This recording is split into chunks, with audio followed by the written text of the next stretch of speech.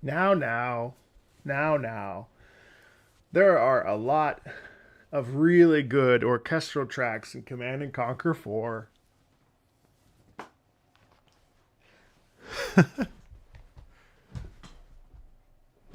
Stop that. Stop that. There's plenty of good things to listen to.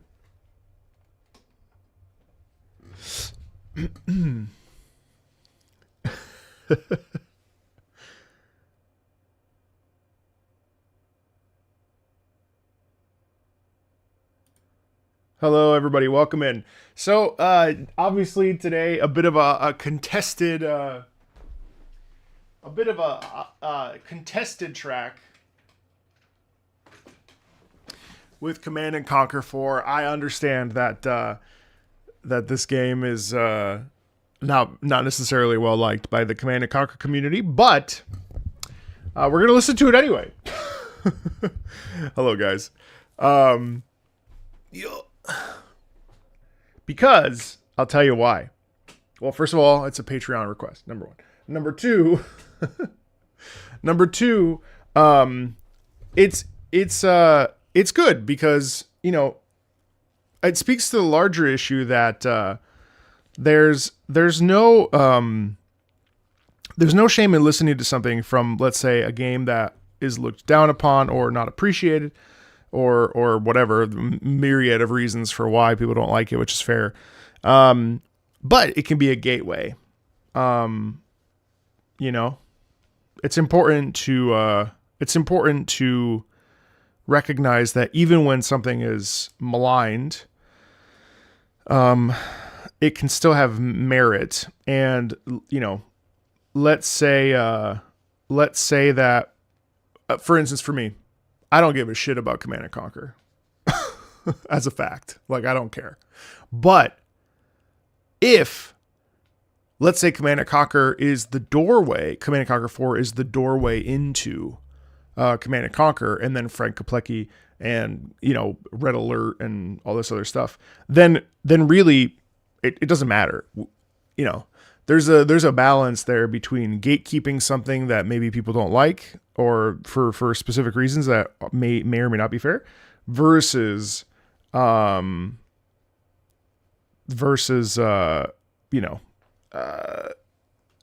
yeah, we just don't want to dismiss the entire thing because it can be a gateway for people to actually enjoy it.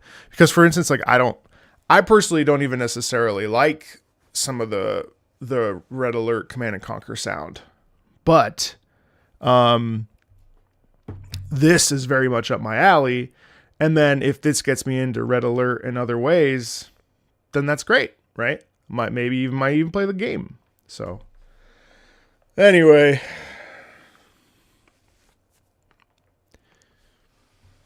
no, you don't have to stick around if you don't want to. There's no force. No, I don't believe that Frank did anything for this. All right. Anyway, it's a great score, though, I have to say. I've listened to a bunch of it already. It's very good. Okay, guys. Well, we're gonna drop it there. We're not gonna have that the entire stream. So if you want to stay, then by all means. If you want to go, then by all means, you can come back later. All right. Let's do it. Command and Conquer 4, and that'll be that. Command and Conquer 4, Tiberian Twilight, to save humanity. Let's start.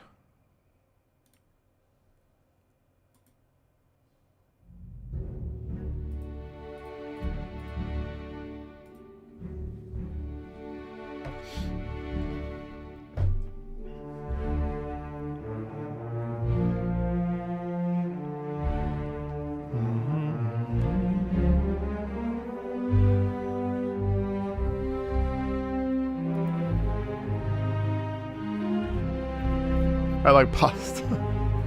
Me too.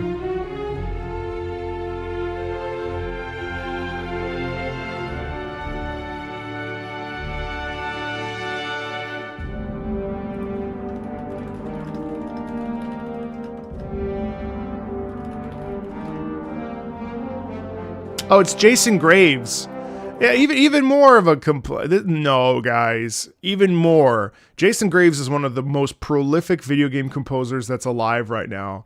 To dismiss all of it because it's not Frank, I understand that, but like it's Jason Graves. Like this is like really high quality compositional writing. This is like very good music.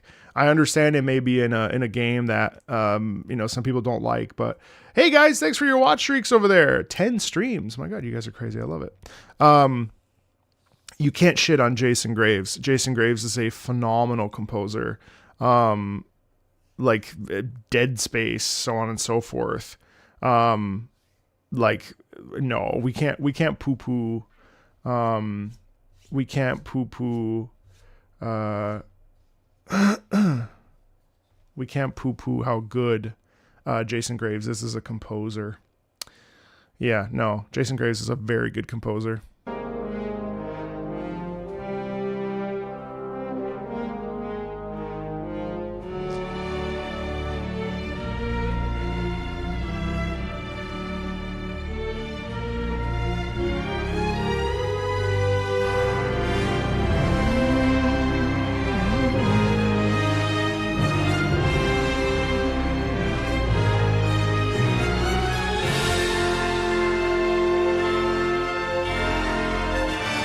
Wow.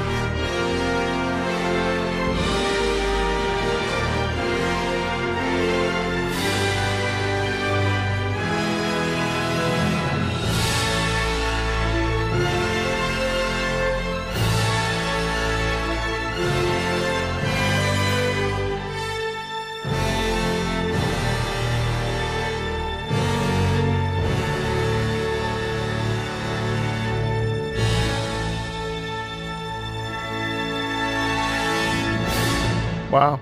What an amazing and excellent track. I mean, even just that off the bat, like to start us off, like to save humanity, you get such a clear motivic idea right away, but also the richness and texture that's just divine. Ba ba be ba ba ba ba ba be ba ba.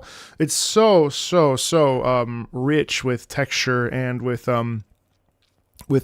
pomp and almost a celebratory march, which is really great. I really enjoyed that. And by the way, of course, thank you to Alexander, excuse me. I don't know how you want me to say it, but for requesting this soundtrack. It's really, honestly, it's an impressive piece of music, compositional writing and very, very rich.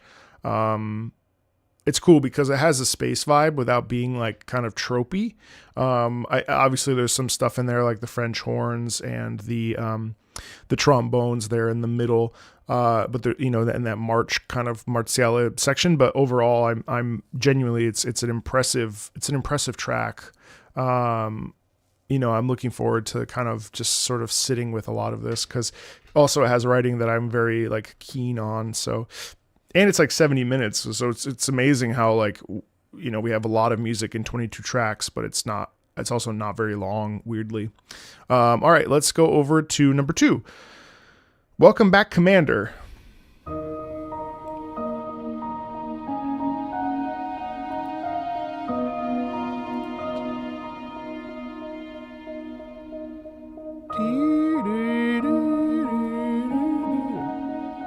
Yeah, so it's interesting, so the twinkling there, so the twinkling there is very curious because it gives way to this idea of like the ship is coming into the docking station, and as it approaches, maybe the sun is in the background kind of fading behind the planet or whatever, or it's like the commander has to sort of accept and give into this new role, or it's almost like it's almost like there's a weight or a pressure in that sound, which is really, I think, really beautiful, especially with the piano. It's again, I mean, this is Command and Conquer, and regardless of whether or not it deviates from the original IP and obviously the original sound,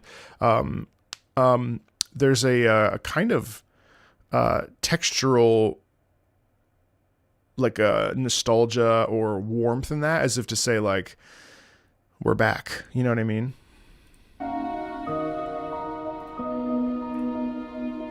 And a bit of sadness as well.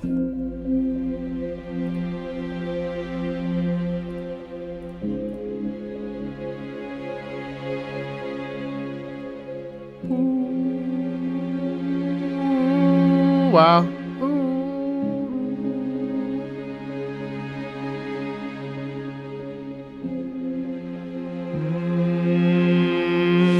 Love the swells there as well.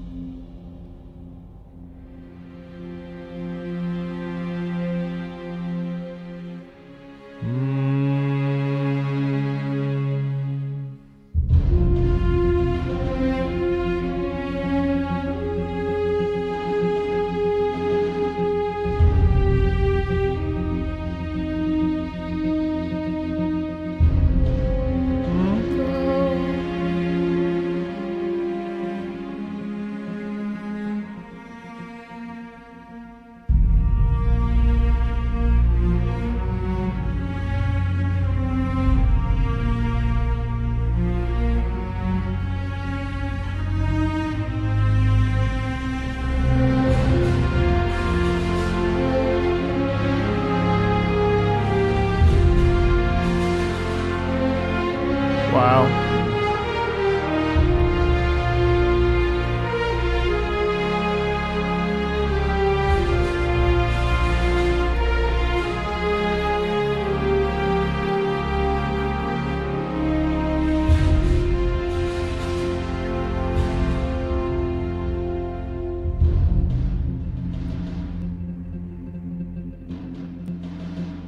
It's pretty cool because as we go through that, we essentially like are donning our jacket, and we're like ba ba bee ba ba ba ba bee ba. It's very slow, very like very excellently moving. It's very like sort of very ponderous and very thoughtful, and very like as we begin to march into this new sort of this new beginning, a new conflict or what have you. There's the sound of the sun rising up over the night sky and being like, okay, it's time.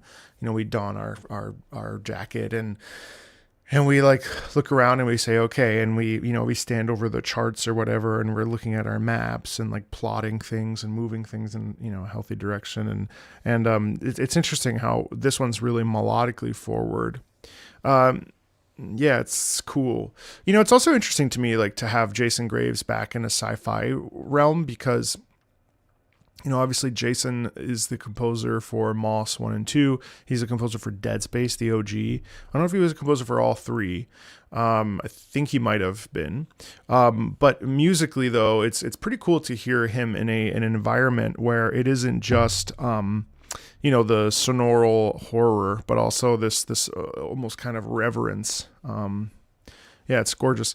And frankly, I love the sound. Honestly, like I could care less about how the game is. Like, we're not really here to talk about the game so much as we're here to talk about, the qualities of the music itself. So this is Bleed Out.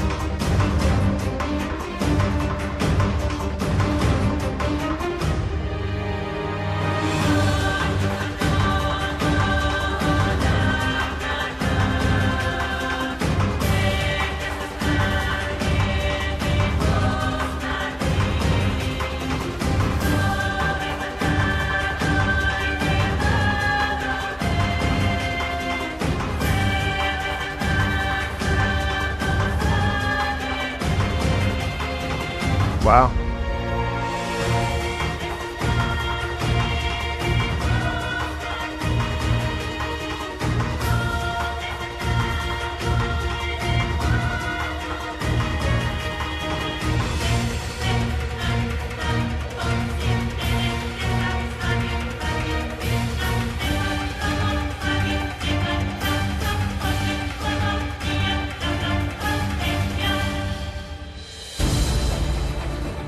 Oh wow, interesting pivot there. Wow.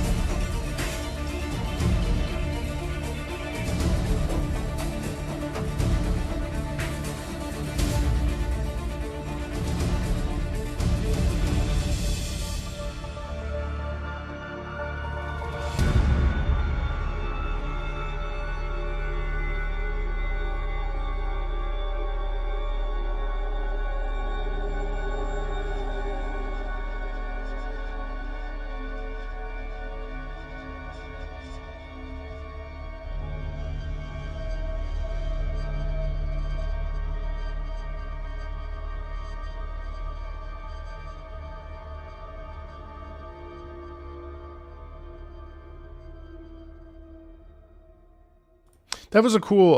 That was very interesting. So just having obviously the vocal tension in that was really interesting. Also, just of course the forward momentum. I thought the chanting was really like actually kind of harrowing because we're you know we're moving into danger, and so having those female vocals be so sharp and jagged, I think really helps raise the stakes and raise the feeling of tension in that, which is excellent. I mean, I really enjoyed that too. So far, there's been no tracks that I have disliked, which is really excellent. To the death.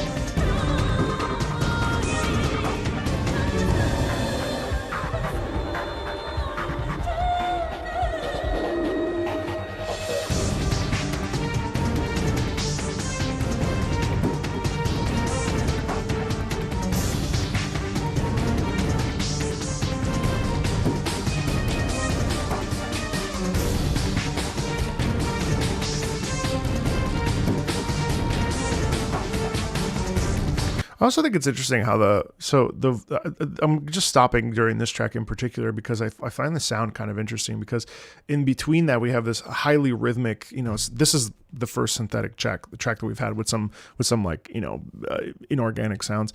And it's pretty interesting how we have the vocals like are pseudo operatic.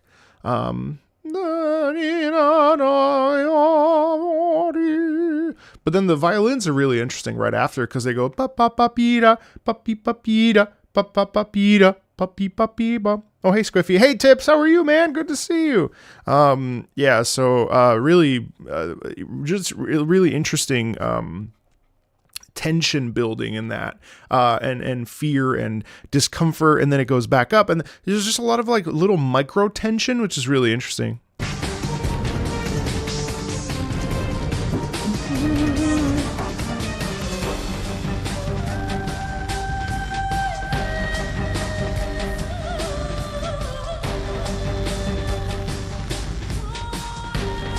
Yeah, all good here.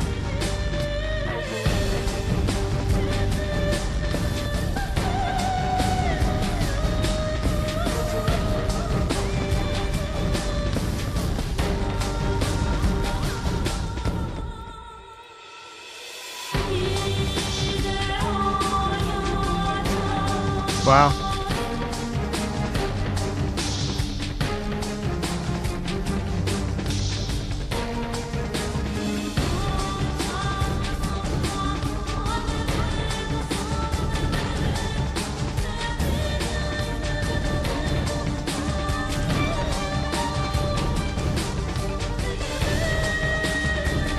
Hello, hello.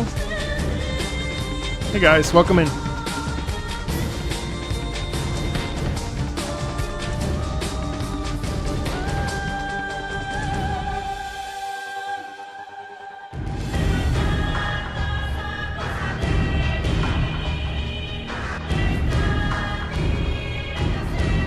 Wow.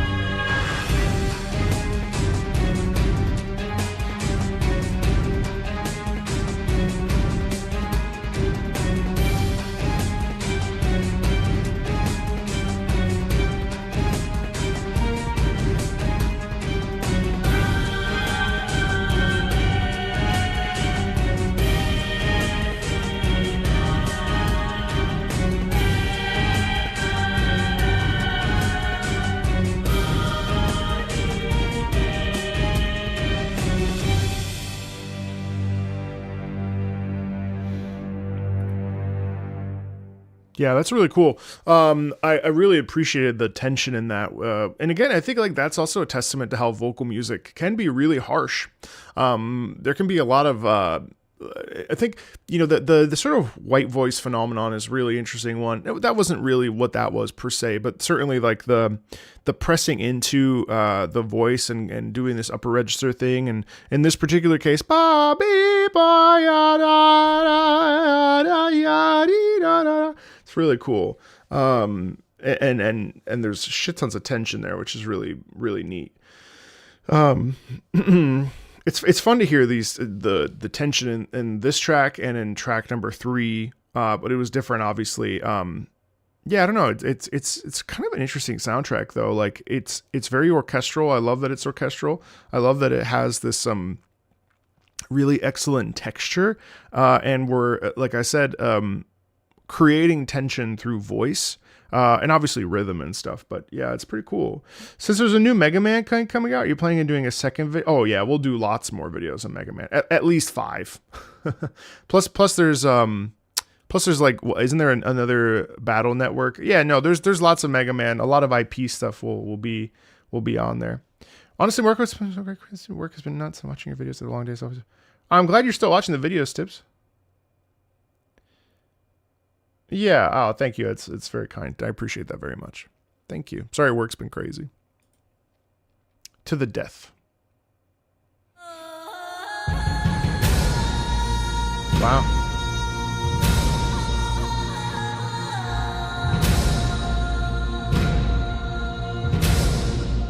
Ba, ba, ba.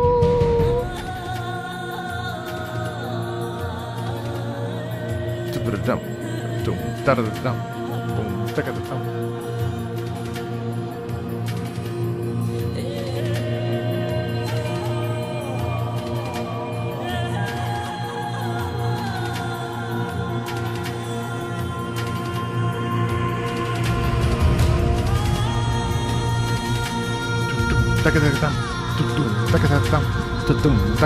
What a fun rhythm.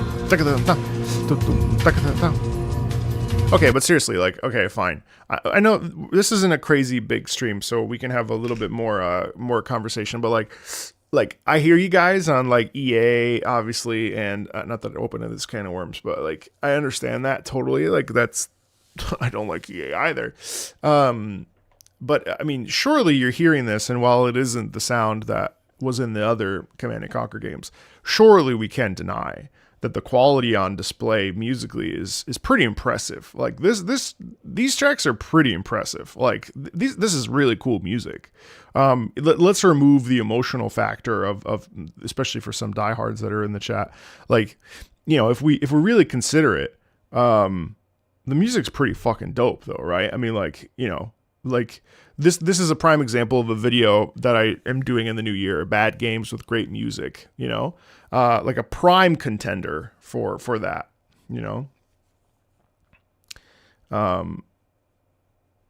That's not the musician's fault by any means. Red Alert and Tiberian Wars music are different too, and both are great as well. It's kind of like, what it reminds me of? It reminds me of people ragging on Halo Wars or some of the older Halos or newer Halos because they're not by Marty and Michael, which is interesting. Again, I think with games, there's a lot of emotion attached to the gameplay experiences and like what's the core mixed in with, obviously, with a series that's as long standing as Command and Conquer, also some nostalgia. So like digging into the middle of that is really challenging, I think. And that's fair. But also like, I feel like it's important to, like having no frame of reference. This to me is really cool. And for my ear, frankly, I it's not that I dislike, industrial rock, but I don't particularly like it. You know what I mean? So yeah. Sonic 06 is a prime example of horrible game with great. I mean, yeah. There's a lot of. I mean, there's a lot. It's interesting. You know what? So I'm in the Outer Worlds too, and I was talking with a composer, and that video is coming out next week, where I like finally share it. And the one thing that I talked about with the composer, I was like, well, do you think that there can ever be a game with like truly bad music? Obviously, there's a couple examples, but the reality is, like, you're more likely to have a bad game with great music than a great game with bad music. It's very rare. And it does it obviously happens, and we have those like typical examples. But, it's interesting to me that more often than not, you will have a absolute bad game. I wouldn't ignore seeing good in this game. I bought it at full price on release, and before becoming a part of the internet consensus, there are parts that make sense despite the end result. So I guess do you think also too it like speaks to the further complicated thing where the internet tends to speak in absolutes. So there's this or that. I feel like if, like, for instance, like, I don't really care for Persona 5's music. Like, it's fine. I don't really like it. But it's like, if you don't like Persona 5's music, you're wrong. I find that very interesting. Yeah. All right, well, let's keep going on this particular track.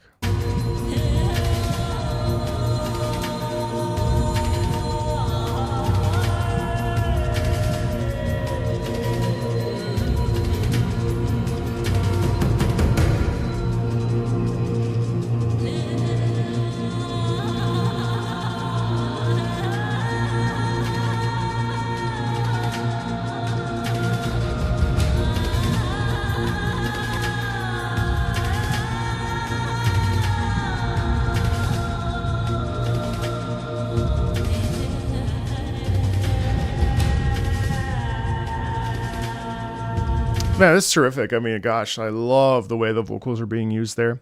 I think you talked about this before. Yeah, I've definitely talked about it in gacha games, because gacha games are funny. I don't want to derail this too far, but gacha games are a prime example because, obviously Wuthering Waves just won Player's Choice, and a lot of people were enraged by that because it didn't come out in 2025, even though there was a massive expansion that essentially reset the game.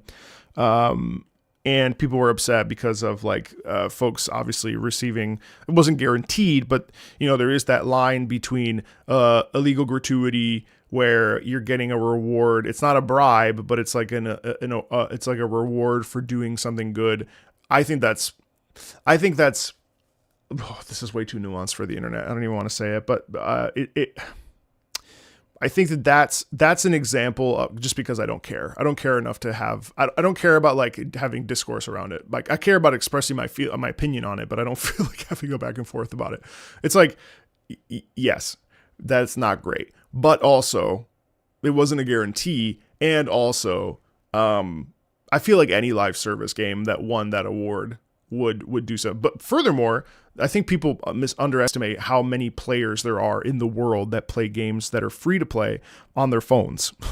or on their really shitty PC or whatever. Like there's lots of people in the world, and to think that the Game Awards would be strictly like a United States / Europe sort of thing is kind of comical and frankly very very not large scope to think about. But so I think gacha games are a prime example of this, where it's so easy to malign the whole package, even though, like, as a fan of them, and even though I don't enjoy the practice of, gambling in that context, I do love some blackjack, though. Let's be real. I think it's interesting, also in an era of like roulette games that are, gambling games that are roguelikes, with Clover Pit and Slots and Daggers and Balatro, of course, and Dungeons and Degenerates, I think it's called. There's a lot of like flowing things, but anyway, all that to say, like, I think it's really interesting how this game, as we're listening to it, the initial, as I started it, the initial like sort of wave of annoyance over it, I find it very interesting. Hey Max, how are you? Yo-hoo! Anyway, all that to say, I think it's I skipped your question. Yes, that was intentional.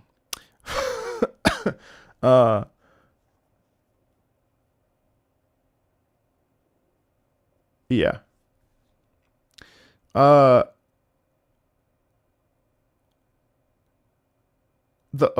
last minute of the next track, okay, is just empty silence. Excellent.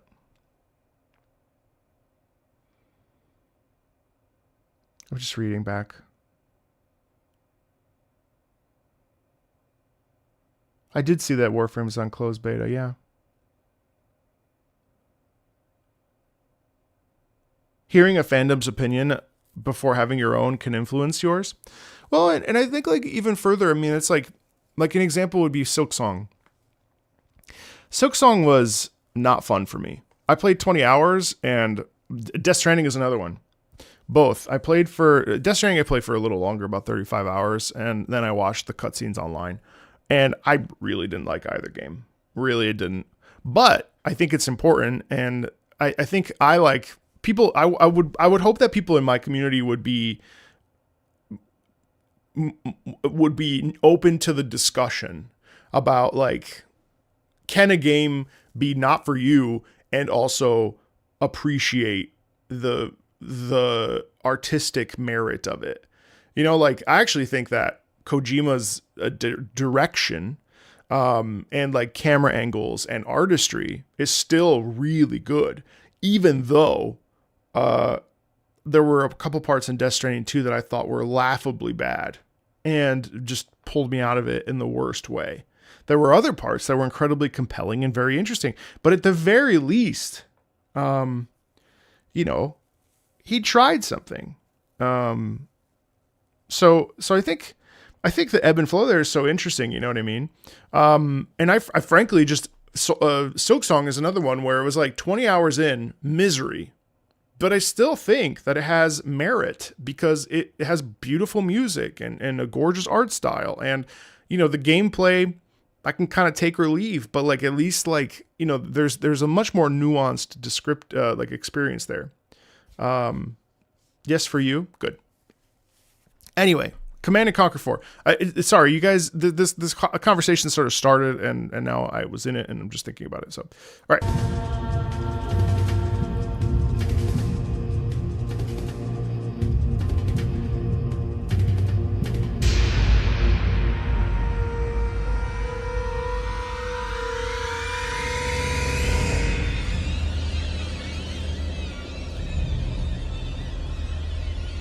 Wow, interesting creepy crawlies.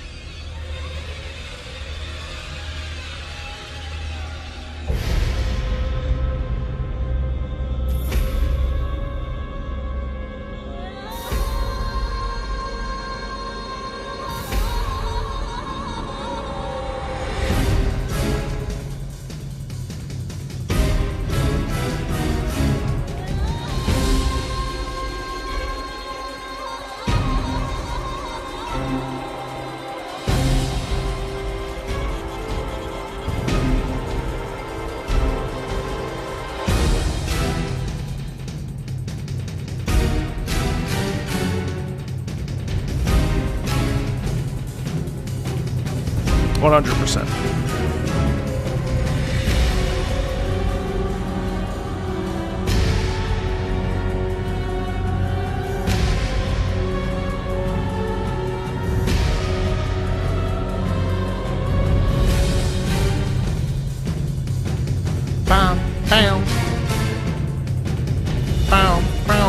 Love the hits there. Holy shit.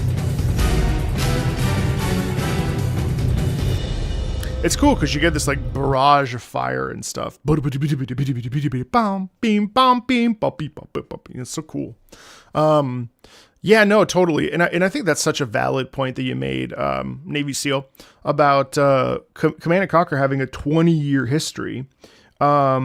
Naturally, it's going to cause some ire when you deviate harshly or sharply even from the like tried and true, which is super valid. But then on the flip side, it's kind of interesting to be on this end of things and not have any of the baggage or the experience other than listening to like tracks from Red Alert 3, right? Like it doesn't affect my perspective because I don't have any of that. It's very interesting. You know, I've been thinking about this a lot lately because of Larian.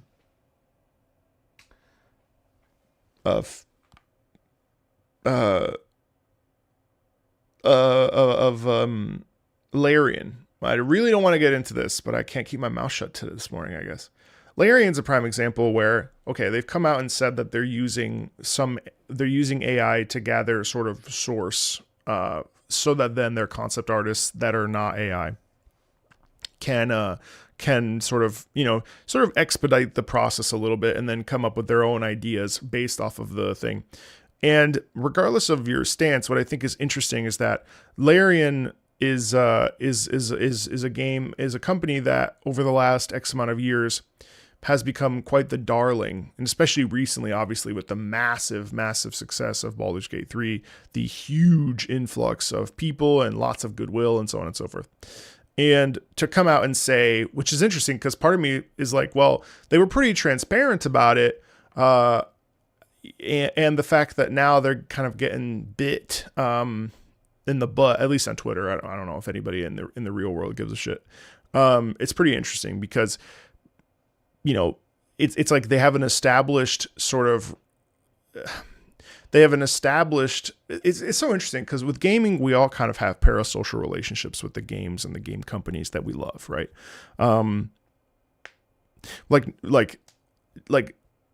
You know, how do I nuance take this? Like EA as an example. EA, we've all kind of known EA for those of us that are older that have been playing games for a really long time, right? And so like we kind of expect EA to behave badly.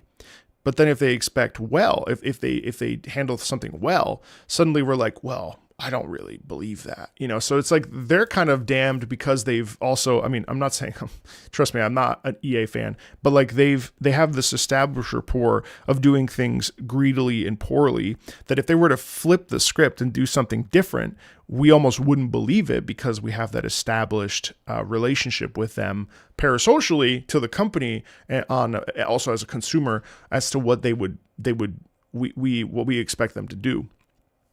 And so it's kind of interesting from a Larian perspective because they've become a bit of a darling in the game industry where they're known for, you know, communication and blah, blah, blah, blah, blah. And now there are people that are actively saying, I will never buy a Larian game again because some part of the process, the very beginnings of the process, they're using AI to just gather information, not even actually like any of the actual act of doing it in the game process. And I find that to be sort of similar to like the idea of like Command and Conquer 4 being so drastically different from the previous ones musically and gameplay wise and everything that happened with EA. You know, it's a similar kind of, I think, intensity with which, you know, because I don't know Larian, so I mean I've played some of their games for a little bit, but I'm kind of like, okay, you know, but someone who's really attached to that company, kind of in the same way being attached to the IP of Command and Conquer, it makes sense to me that someone would become extremely emotional over justifiably or not, like we're not even talking about the justification, it makes sense. You know what I mean?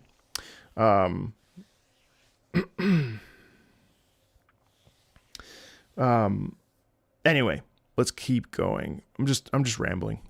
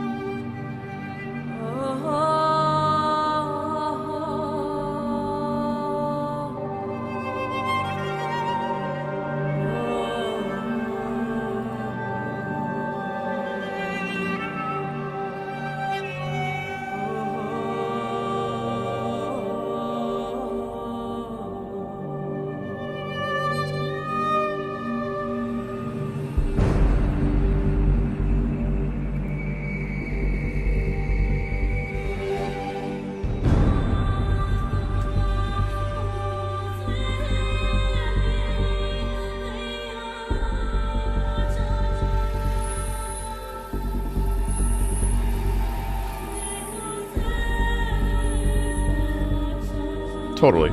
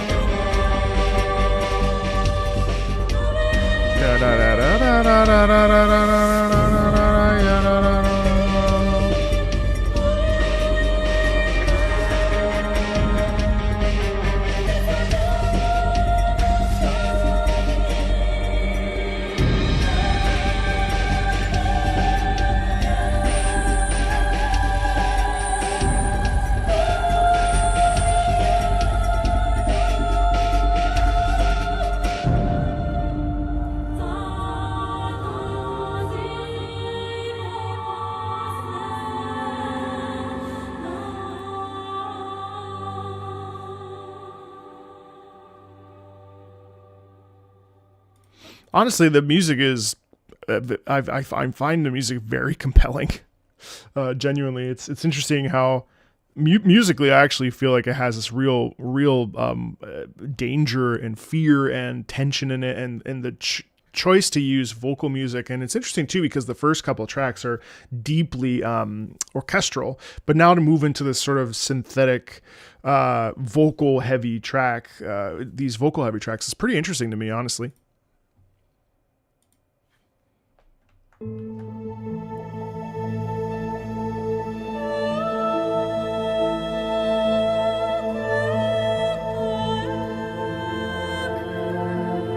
See, like this too is kind of a lullaby almost.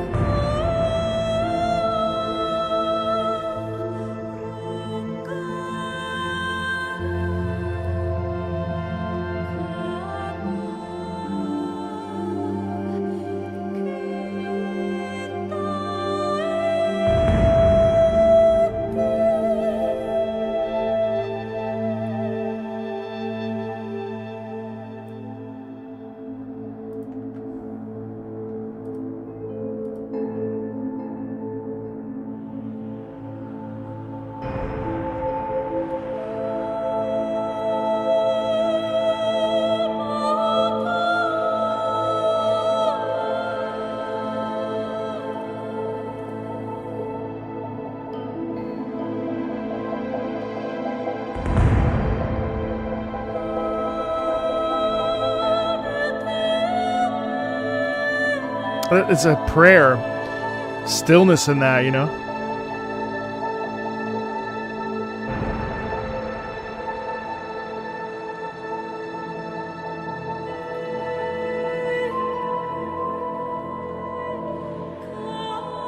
It feels like sitting in the battlefield and really contemplating your sense of life and purpose and existence.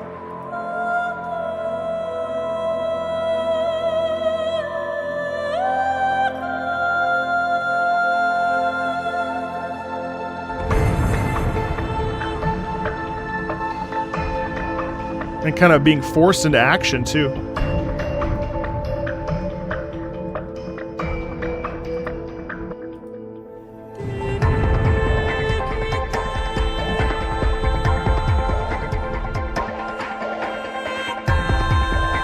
Wow. It's actually gorgeous.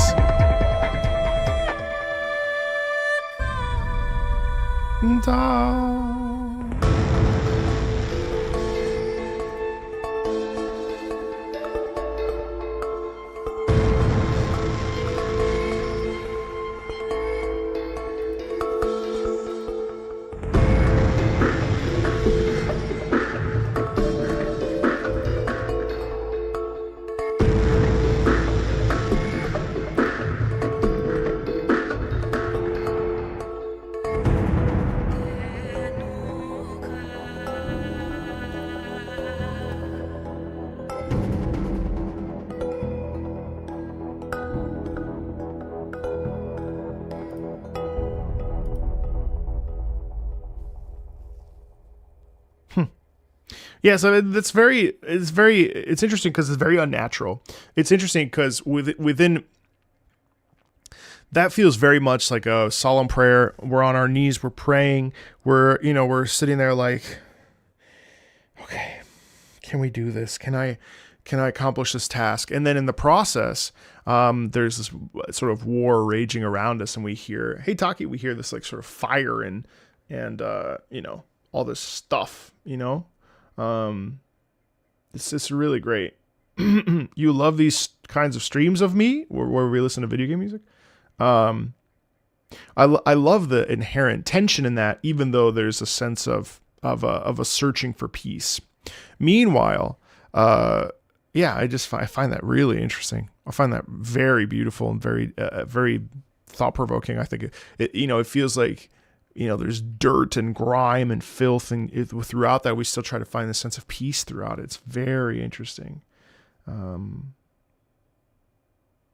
Yeah, it's cool. All right, We Rise.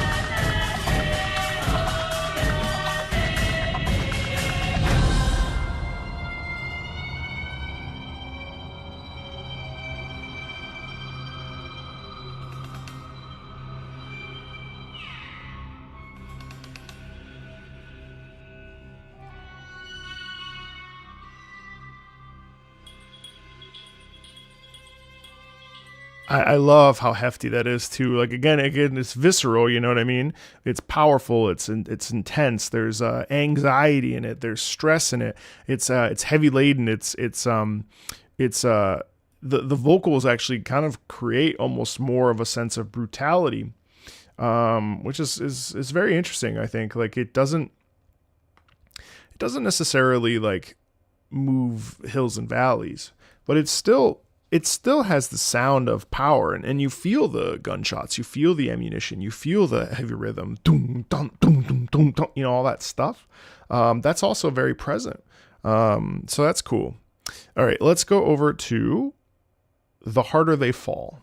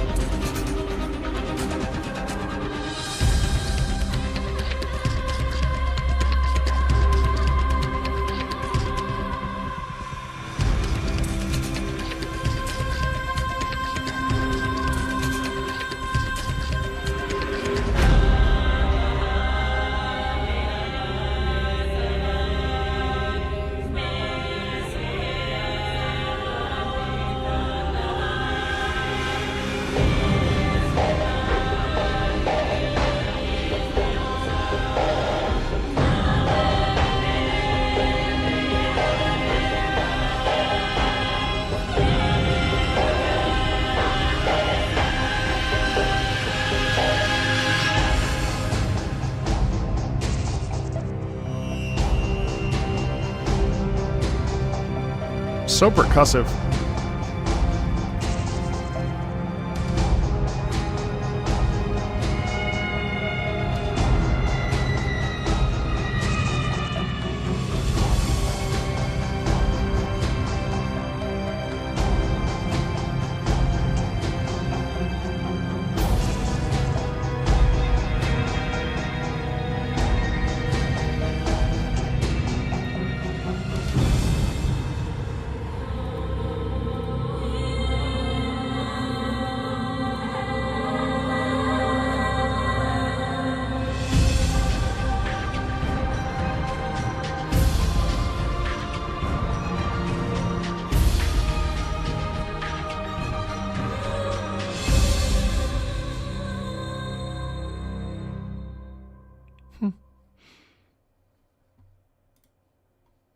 Okay. Number 10. The things fall apart.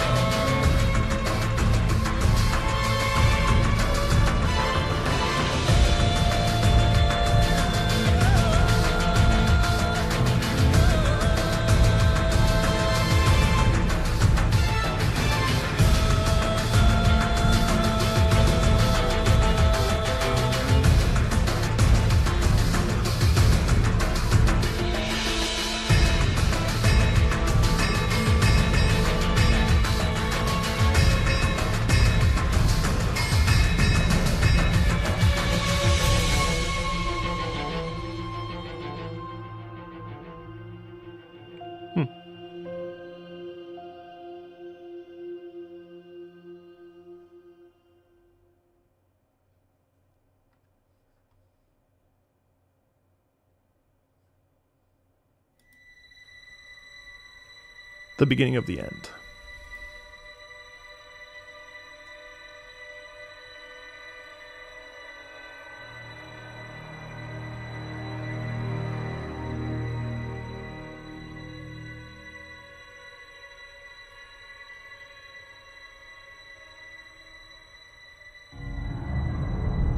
Oh wow, the lower piano crunch. That's very cool.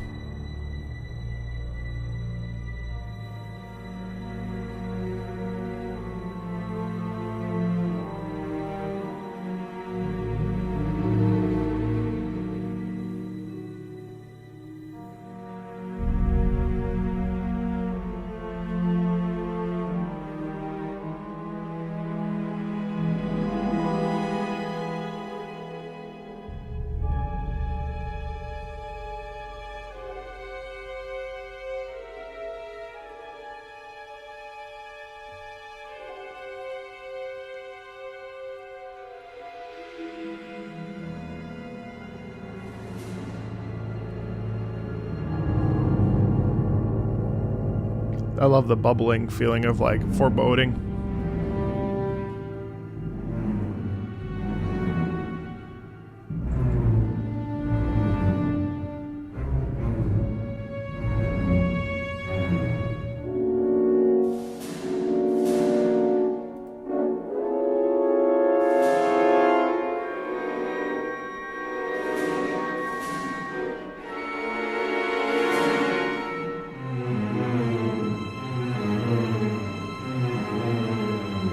Sliming, slithering in the back there. That's so awesome.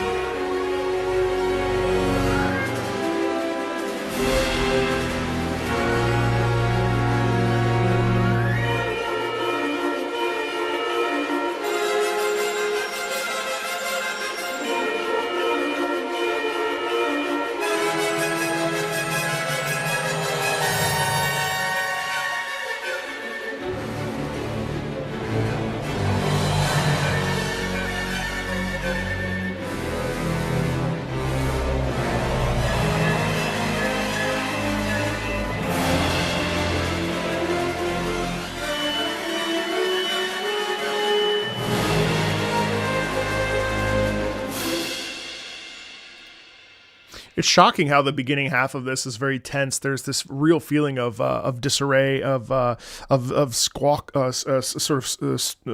hunting, and kind of sort of digging into the trenches and moving around very, very, and then behind you there's an enemy about to come up, and just as they're about to, suddenly, boom, there's a pivot, and then all of a sudden I was just watching Forrest Gump before I hopped on live stream, and it reminds me of, when Forrest is picking up his friends, his squad mates, and then the bombers start hitting, and he's running as fast as possible. It's kind of like one of those moments where you don't know what's going to happen, and then he's saved in the last moment.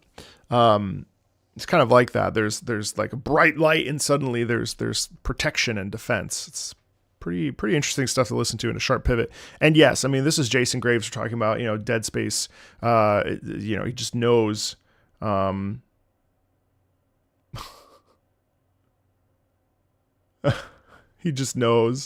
he just knows how to write this kind of music. Sorry, I was laughing at an auto mod. All right. Cold Hard Truth.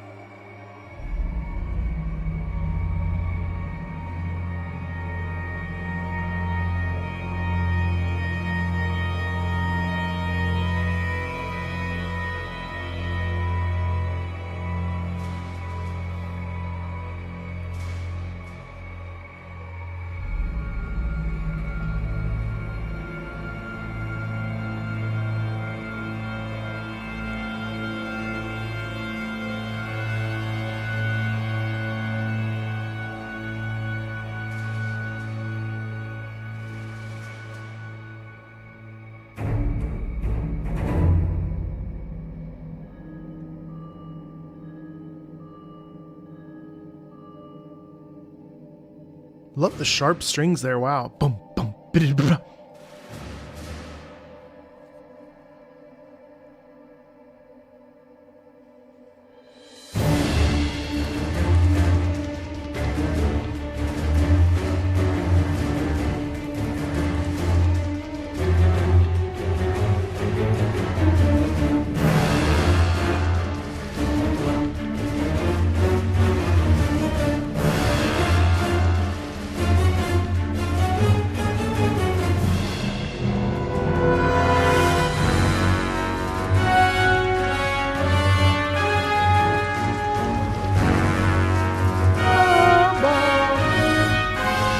Holy dissonance, that's cool.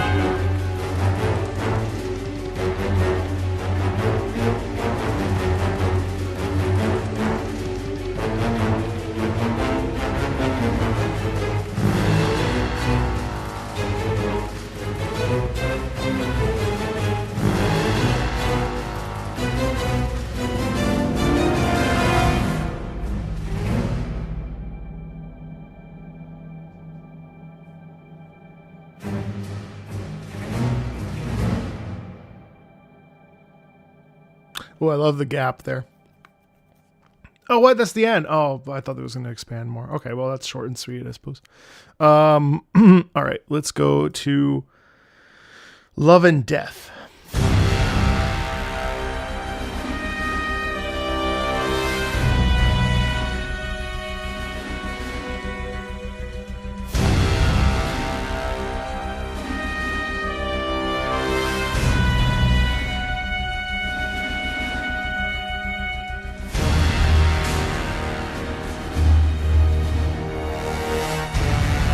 Wow.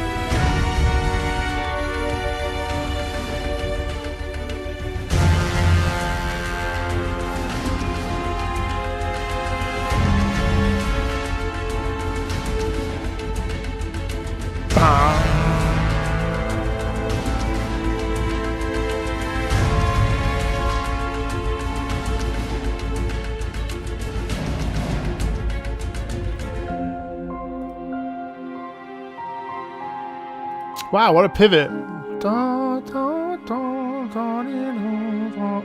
It's always at the end. Wow. It's an interesting bit of space there. I absolutely love the tension in that track as well. The forward momentum obviously is laden within each of these pieces, but what I found really interesting about that is that we had these stopgap moments where we have the heavy use of the brass to really send home and hit the emphasis of the explosions or the nuclear blasts or what have you. There's very strong dominant force, and then in the end it's kind of like, whoa, now what? You know, kind of very quick sharp pivot, which is cool. All right, I've heard this one before. Whatever It Takes.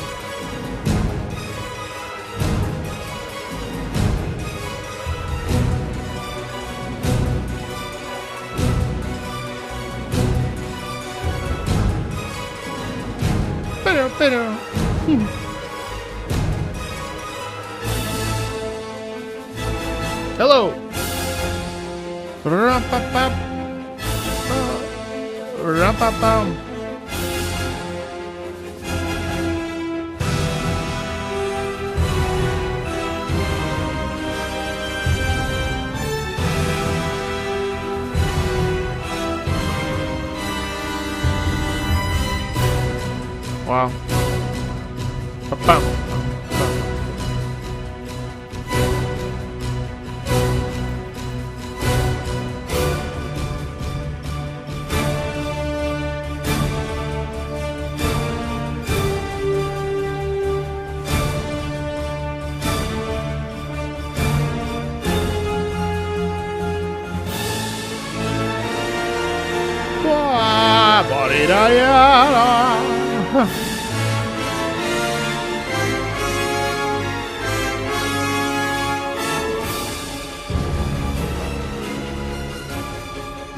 So this is interesting. I've heard this before, and it just as cacophonous the second time. It's just loud, you know what I mean? And in between that, you feel that this is like this push of adrenaline.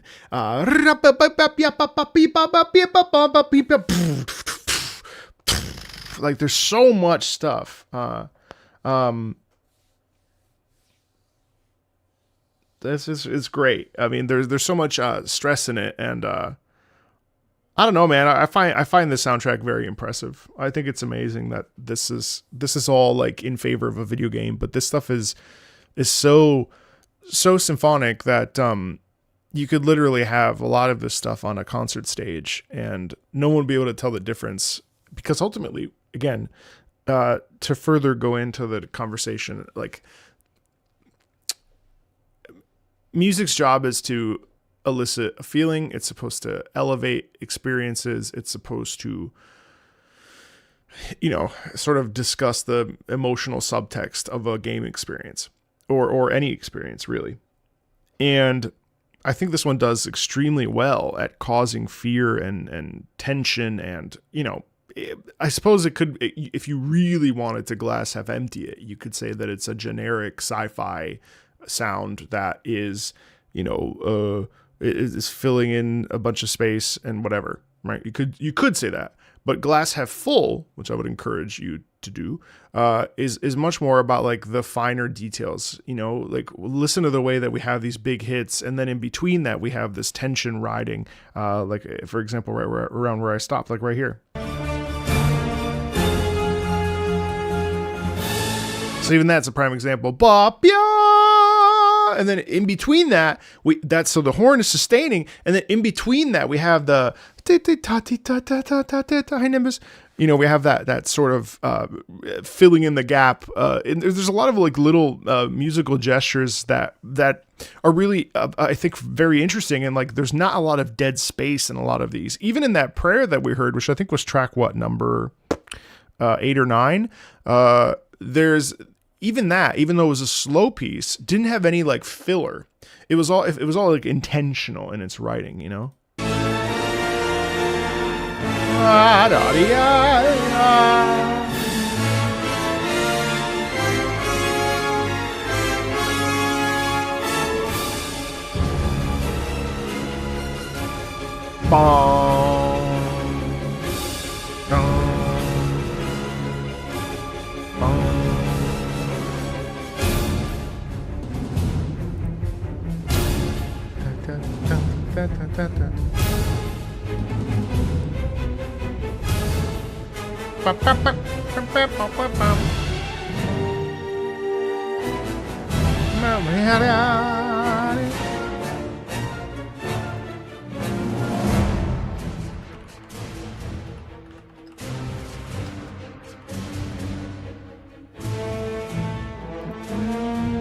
Hello,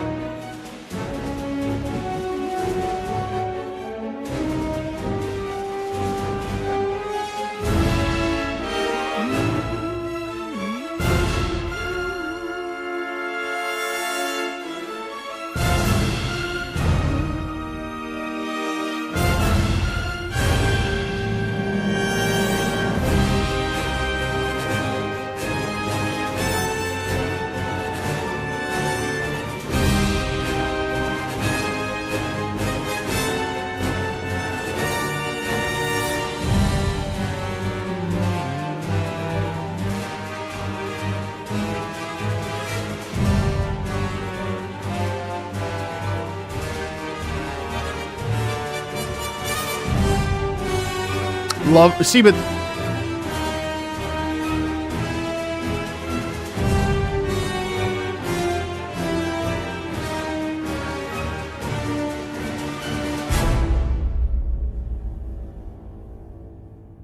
honestly, okay, so two thoughts. At least these pieces actually have beginnings and endings, which is pretty hard to find in video games because of the nature of the looping.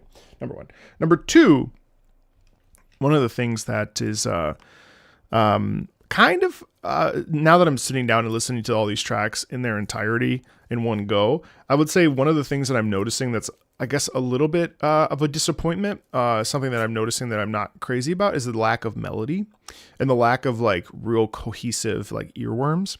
So there's a thing that happened at the very end of this piece that I really enjoyed, that when I'm listening to the whole of it, I can pick out on more clearly, is the fact that there's no motivic integrity throughout any of these pieces. And what I mean by that is that it depends on the style, but this is all very much like movie music. And so if we flip back to that glass half empty perspective, the one thing I would say is that these pieces are all kind of there. Like, they're not bad, and they're certainly well made. But they are generic in the sense that they're very sci-fi. And now one of the points that I can feel and understand from the Command and Conquer community is that in general, when you think of the Frank, Kabaki sound, there is a authenticity and a uniqueness about that this tends to sidestep and or like doesn't do. So actually the complaints I think are valid. Now, it doesn't take away from the actual quality of them, because I think the quality is really high, especially since it was done with like what London Philharmonic Orchestra. I mean, like, the quality of the compositions is good. The quality of the sound is good. The audio quality is excellent. I think that they do a good job of heightening the drama of this particular sort of experience. Now, do I think that they're memorable? Arguably not. Do I think that they're interesting? Yes, I do think that there is some interesting things that happen. But the only reason why I picked this up now is because upon re-listening to this piece, the part that stood out the most was right there at the end. Ba, ba, ba, ba, ba, ba. That actually was a moment where there was an artistic, there was a motivic integrity that became like an earworm, hello. So I would say that the prayer, actually, that one track that we heard earlier that I highlighted, I actually feel like that one is probably the most interesting. So that's an interesting thought that I have. We'll keep going. We have, only 5 more tracks, seven more tracks. But, that was something that kind of came to my mind upon hearing the melodic moment there. Okay, let's go to 15, which is Paradise Fabricated.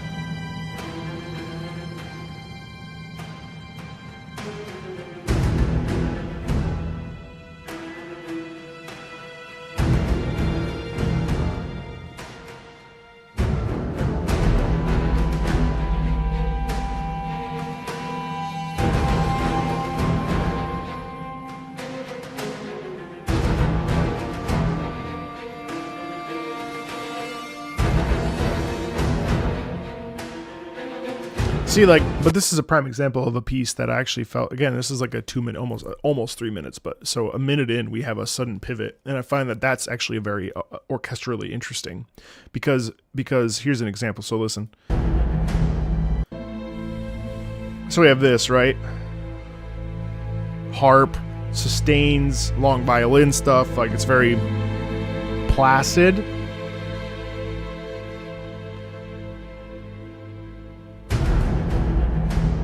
Low piano rattle and hit, and then obviously the percussion. So that's an instance of like something that surprises and causes a sense of curiosity. So again, it's like, yes, we want earworms, we want melodic patterns that stick with us, but at the same time, we also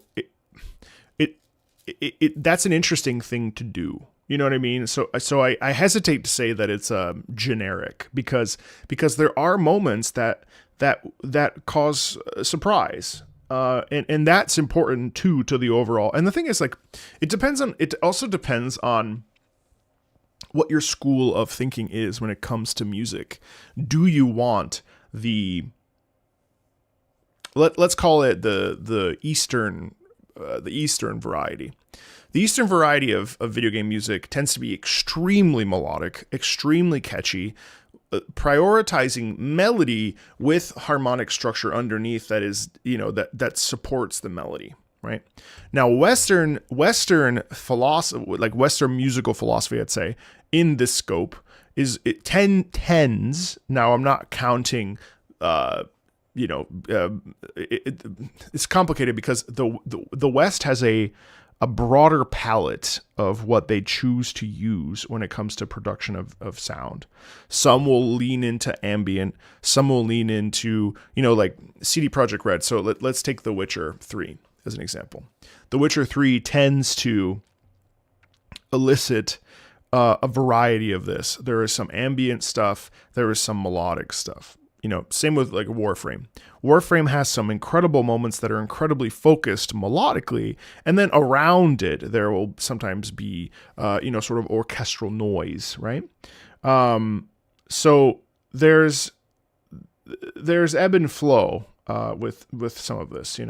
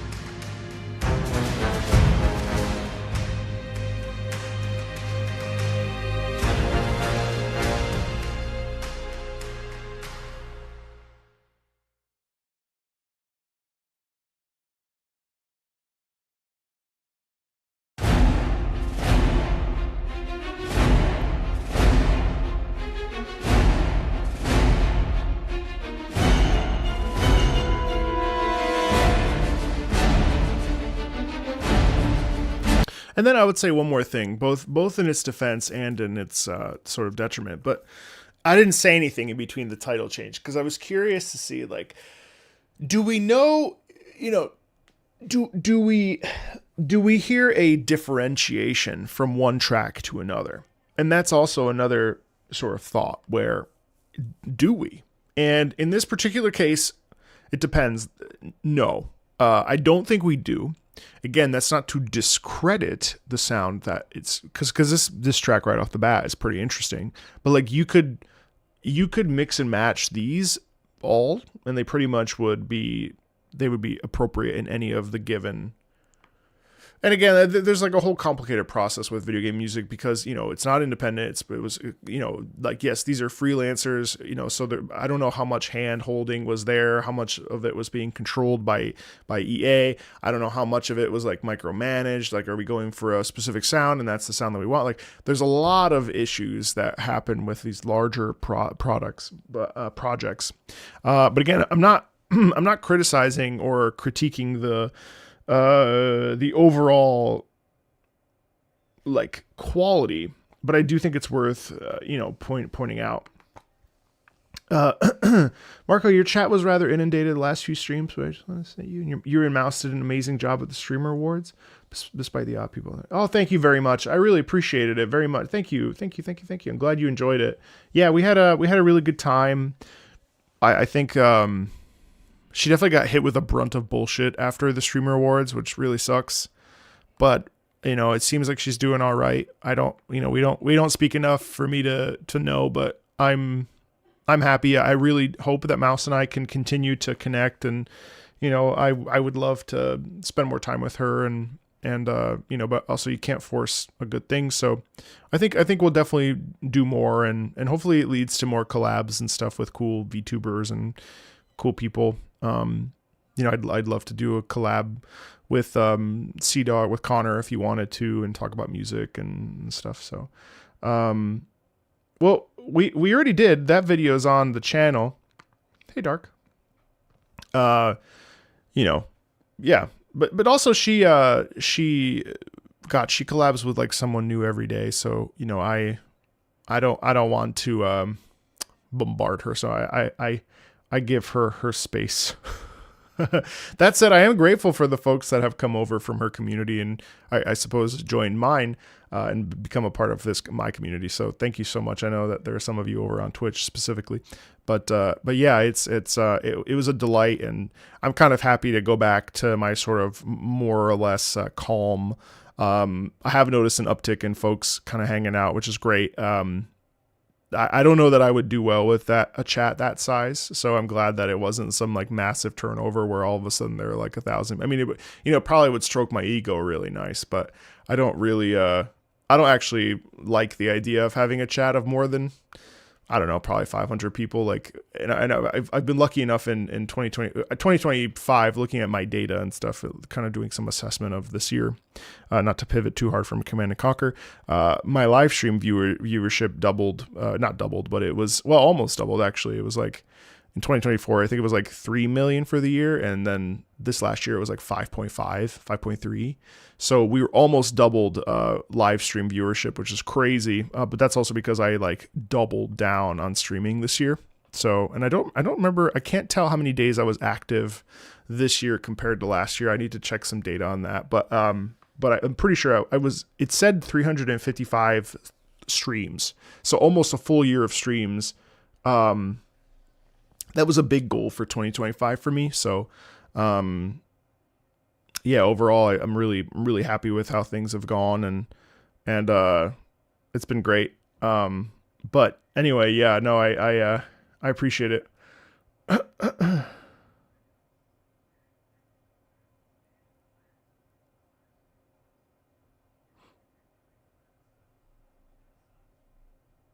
I loved 2.8. Loved 2.8.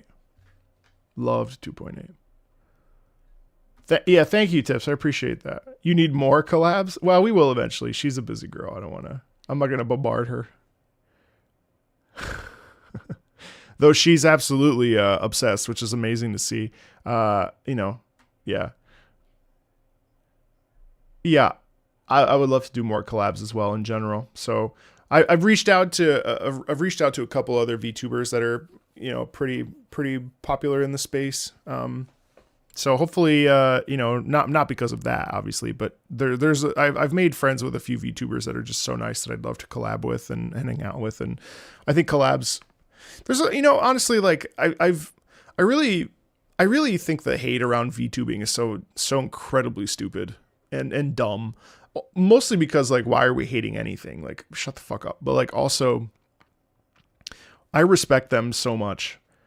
Like, you know, if this dude is here, like, you know, but there, you know, like when I go to Best Buy, I get recognized, and it's fine. I don't mind having a nice conversation. When I go to concerts, like, you know, I get recognized, and it's like, I don't mind because I kind of enjoy it, but at the same time, like the anonymity of it, somewhat, I don't have that anymore, which amps me up. It makes me a bit nervous. You know, like you have to be a little bit more weary about how you handle. I mean, and I'm a medium sized creator still, and maybe forever. I don't know if it'll ever become, you know, large, but you do sacrifice some stuff when you become kind of big. Certainly you sacrifice interactions with community, and you also, things just kind of change. And, I kind of like how, you know, I was thinking about my goals for 2026, and for me, it's really about just treading water and just doing the thing I've been doing. I don't really have any lofty goals for 2026 besides more collaborations and more consistent collaborations and more streaming with people. And also, you know, just putting out good content. I mean, that's really the goal. You know, I almost put out like 1,000 videos every fucking year. And I love it. I mean, I treat it like a 9 to 5. It's a great job. I'm comfortable, you know, I do my sponsored stuff. People watch, people don't watch. But like, for me, it's just about at this point, just like continuing on. We'll hit 500,000 subscribers this next year, which is crazy. You know, really my main goals are personal. I got to lose weight and do stuff. No, thankfully I haven't had any weird interactions live. You know, everything's been pretty normal. So mouse frame when, yeah, I think there's a balance. I mean, obviously we want to continue to grow. I obviously it's really fun to interact with people and communicate and have good conversations. And I think like it's hard when your chat is very quiet. But I would rather have like, you know, really excited people. I don't know. There's always a balance and yeah. What am I doing? So are you not doing the pineapple pizza stream? No, I actually will. I think I'm going to do it on, so next Tuesday is a community, listening stream where we're going to be listening to, video game music from the community, not from Patreon, which is happening Friday and Monday. So the 23rd, I'm giving away a bunch of keys to Soulframe, which is Warframe's sister game, for those of you that don't know. And then I'll be giving away 10 keys to Ace Combat 7, so you can play it over the holiday break. And I was thinking of doing some singing, but then also I was thinking about grabbing a pineapple pizza and trying it for the first time on stream as a gift. But then I'm realizing that Christmas is the next day, and I know I'm going to eat my fucking brains out, so I kind of maybe shouldn't do that.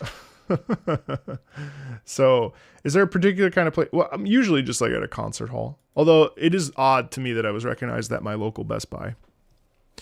And that's kind of weird because I go there and return things, and, you know, my private information kind of gets out there. But yeah. What time would I like to do this on Tuesday?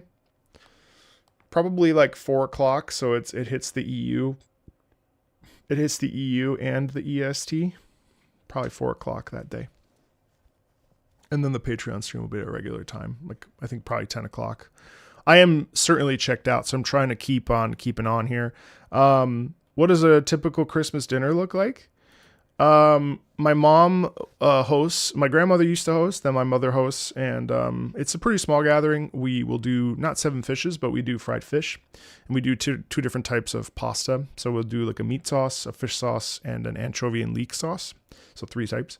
My mom will do fried cod, and then we'll order out fried scallops, fried shrimp, fried seafood. Fried smelts, fried, shrimp. I already said that. Fried, stuff like that. And then Christmas Day is a new tradition. We're actually hosting it here, which I'm really excited about. This is one of the perks of being married. Although we haven't put up our tree yet, so we have to do that on Saturday. We're going to have our tree up for exactly a week, but it's fine. Yeah. a steady growth. Absolutely. 1,000,000% Manu. I mean, like I would rather grow. I mean, the thing is like, what I find interesting about is, sorry to stop here, but we have time anyway. I don't have to stream until 1 for Ace Combat. So one of the things, oh my God, that sounds good. One of the things that I find interesting is that Mouse was streaming for a very long time before kind of hitting the ground running during the pandemic. And I think ultimately it's an interesting thing because you want to grow every year, but it's also better to be consistent. And one of the big things that I've really worked hard to do is try to build a community that is not so segmented. And so one of the ways that I've done that, now obviously lately I haven't, because there's been a bunch of like, Warframe did all the stuff and obviously it was sponsored, and then there was something else, Wuthering Waves. Not everybody cares about that, so like obviously there's some of that. But what I try to do is really create content. Oh, Ace Combat, of course, but I don't care because like no one like the amount of people that give a shit about Ace Combat is pretty small. So like, I'm gonna have my fun with Ace Combat. Like that's my baby. You know what I mean? Like that's mine. So like if like Final Fantasy 9 something happens with Final Fantasy 9 or something, like then I'll do an individual video. But like what I discovered over the course of 4 years now is that I would much rather bring an audience in for larger, more varied content, or like Sonic or Mega Man or larger IPs. Those are Pokemon, like those are kind of evergreen individual videos that can kind of exist as they are. But in general, I really strive and will continue to strive to make content that is a collective experience, so that a lot of folks can come into a video and enjoy it. And that's a lesson I learned from my non-gamer series, which I hope to do 1 a month, and have that lined up and kind of taken care of for the year. So 12 episodes a year. Just because I think like not only is it better from a view's perspective, but also because I think it's important to build a community that isn't segmented, where folks can gather and enjoy like media and enjoy music as a unit.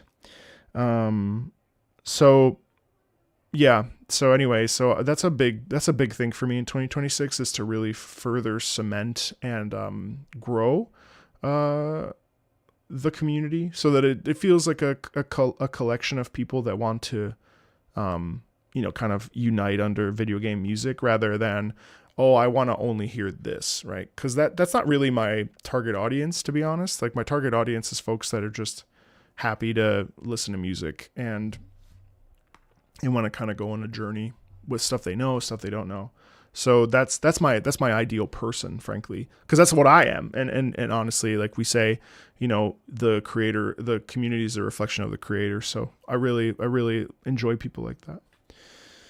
All right. Anyway, let's get back to it. You let me talk about I'm in planning mode. So for 2026, so you let me unravel there a bit. Let's listen to Insurrection.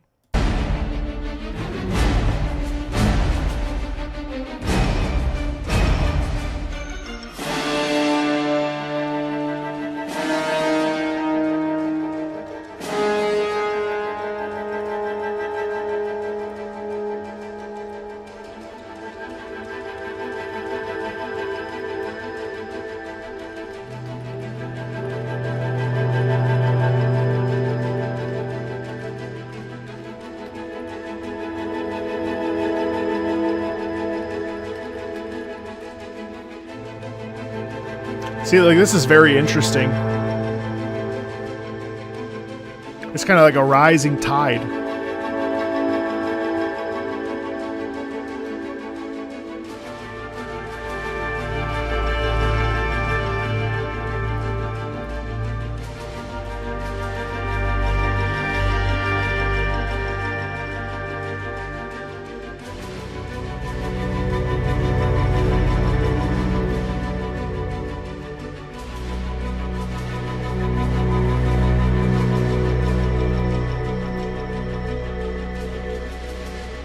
Thank you, Voldu. That means a lot.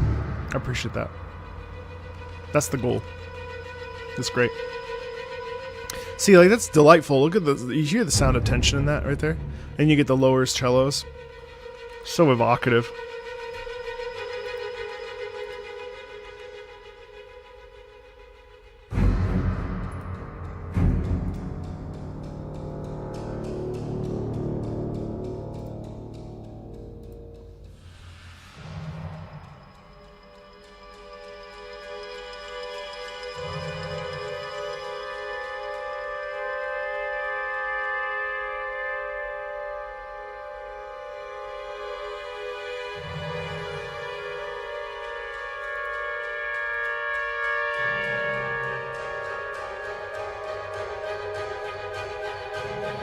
Nice crescendo there.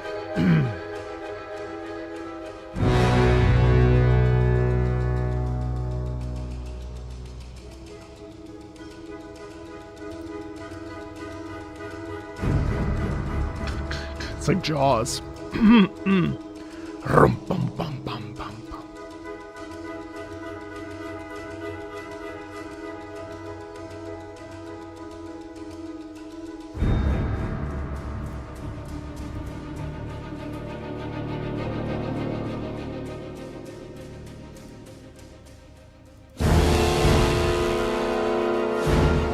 Excellent tension. Wow.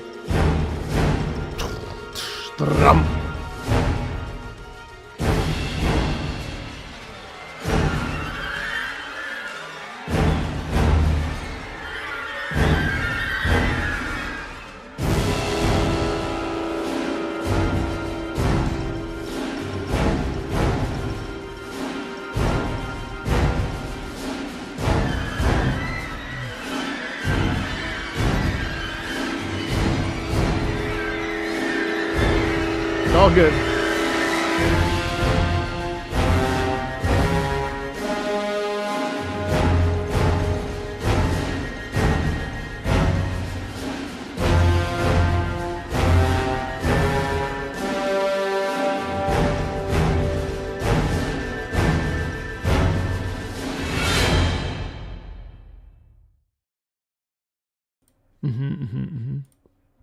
I like the tension in that one very much. All right, this is Entranglement.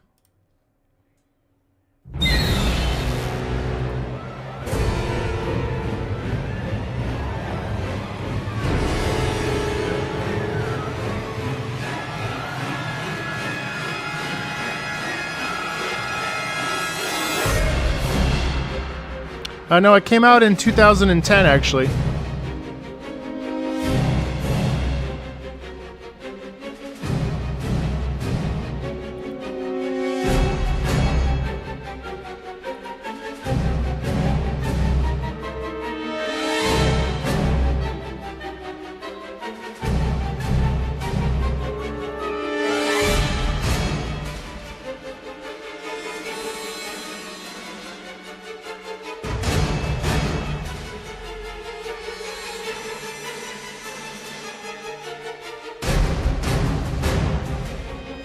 I will eventually, yes.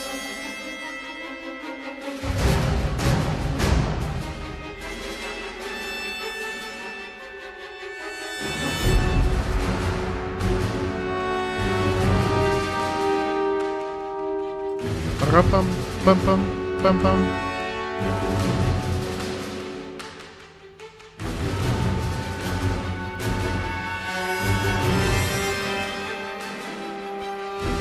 Just a second, Gokers.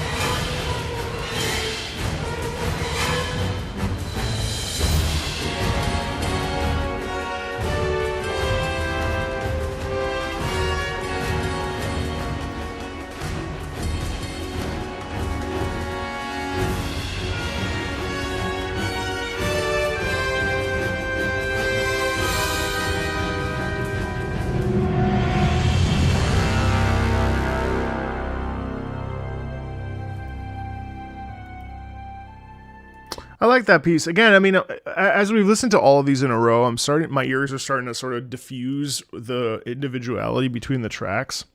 But I liked that there was a lot of like textural variety in that, especially. I love the horns there at the back half.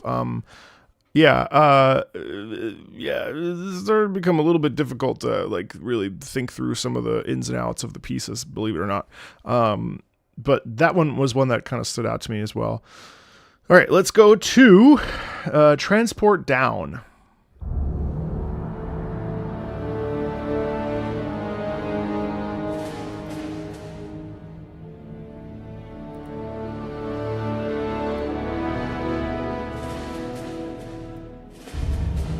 Oh, yes, I'll be listening to 40K in the new year. I'll have like some videos on 40K in the future. So that's on the table for sure. Especially after the Bricky collab. There's more I want to listen to.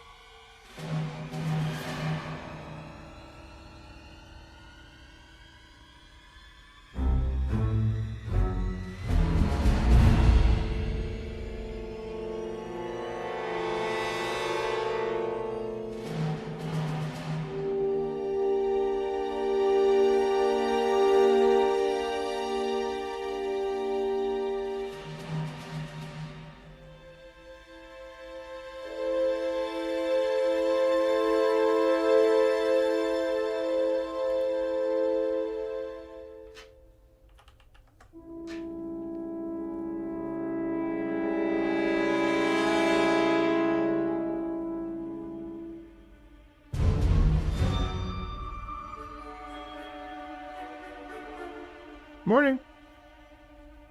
It's definitely it's definitely it's definitely a you hear that doo-dum ding dum. That's where the stealth comes in.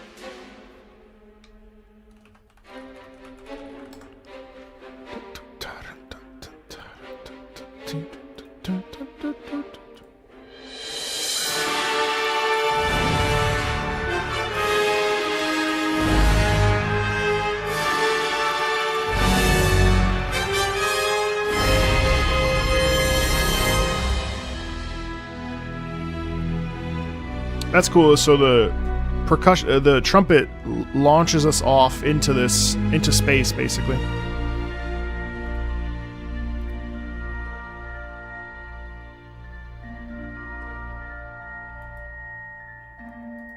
And then obviously we're off into space itself. All right. This is Bad to Worse.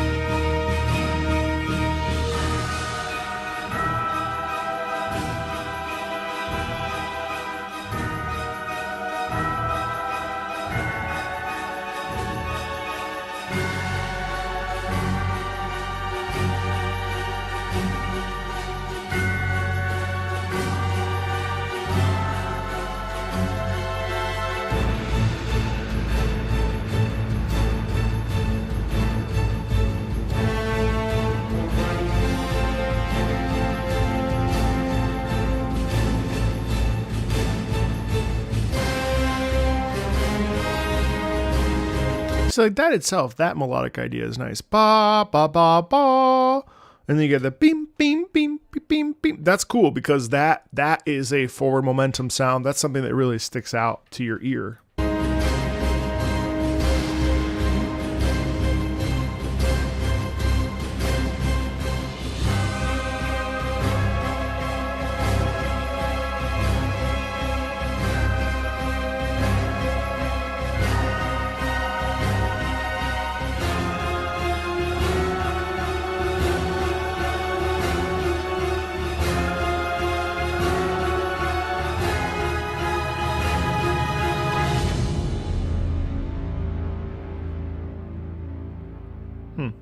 Sudden stop. Okay.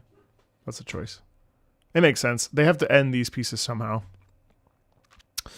The end of all things.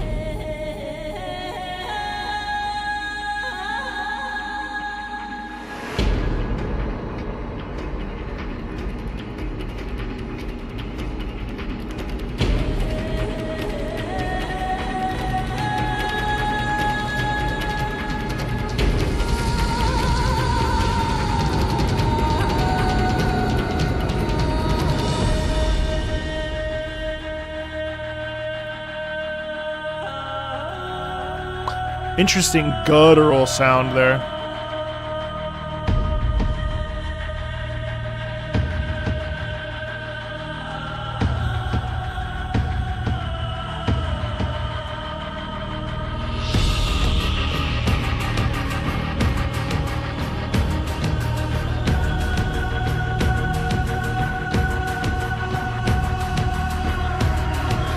Cool distortion though.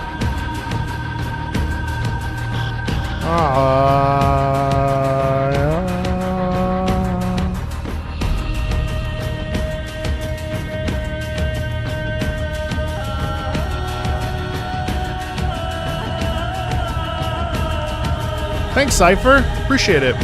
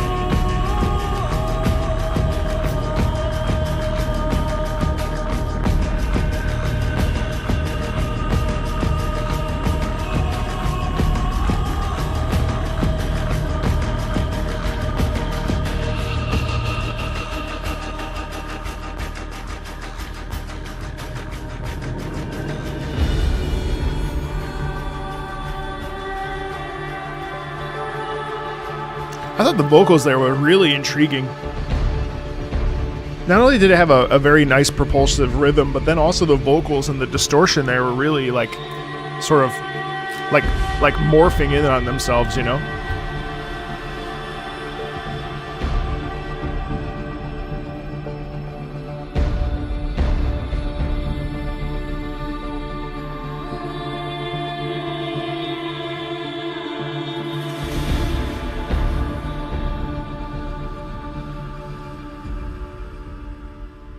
There was a question earlier that asked me if I would listen to this like after this. And I think the reality is no, I probably won't. It's not to say that I think it's bad, because I don't. I just think that I think like there are certain tracks that stand out, but none of these like scratch a mood that I would like. None of these are pieces that I would like. I think they're impressive.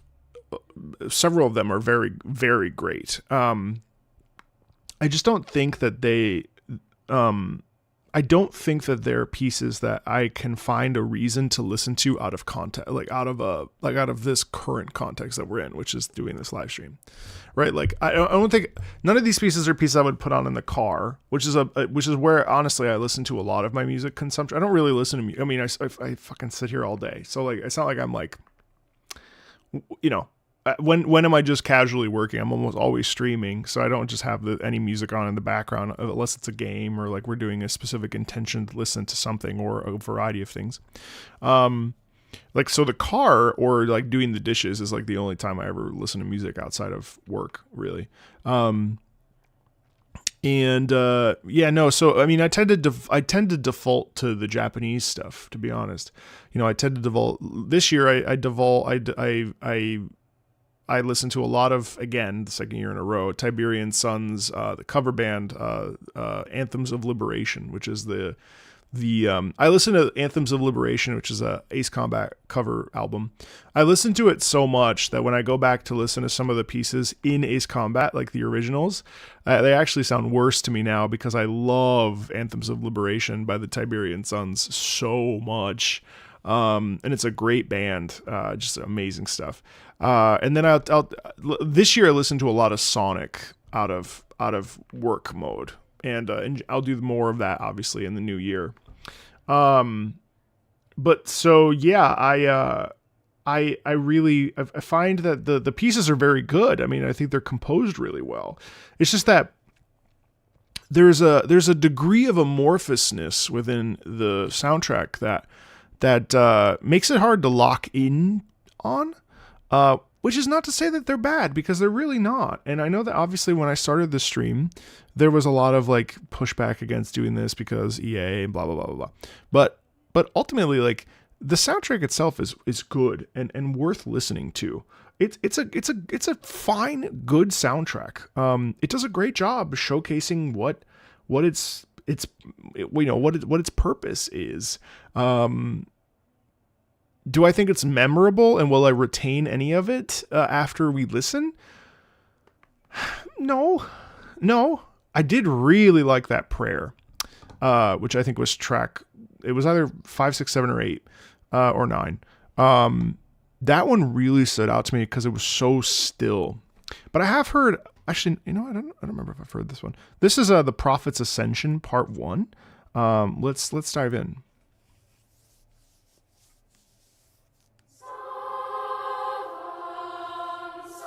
I've heard this, yeah. This is excellent. So even the choice of using like boys choir, it's tremendous. This is great. You know what I mean? This is great. Like this is already a unique piece because it deviates from the things we've heard before. Well, the soundtrack's not bad though, and I think it would be a worthwhile endeavor to try to separate the two.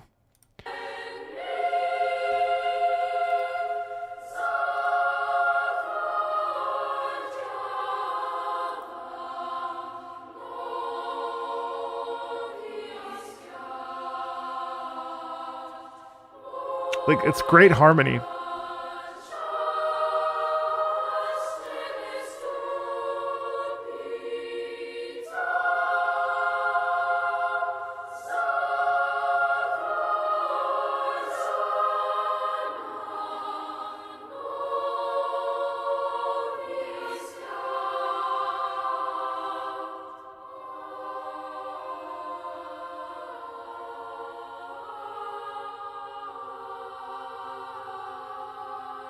Interesting tension there.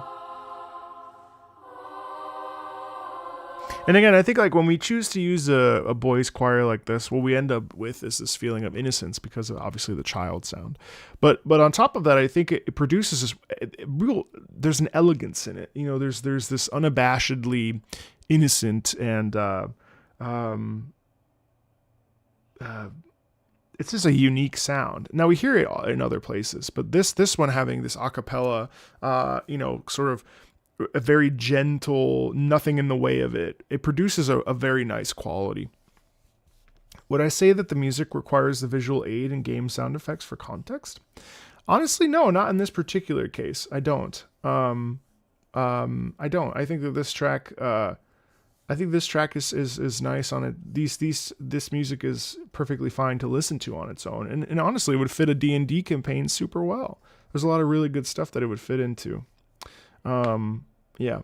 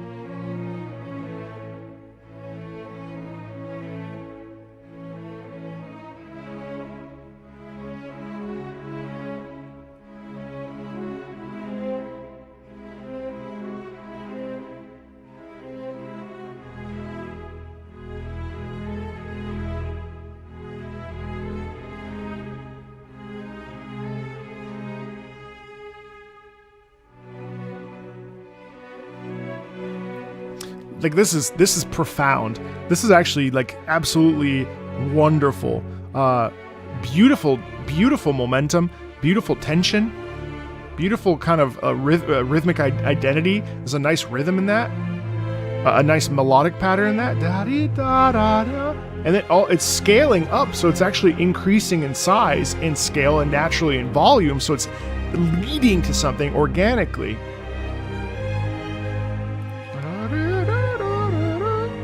And it's major. It's positive. It has inspiration behind it. It's right. Like it's excellent. There's a little bit of curiosity. There's discovery. There's a little bit of danger. There's like an unknowing about what's to come later. There's this feeling of momentum naturally, but it's not percussively heavy. Hey, Rocky, what's up?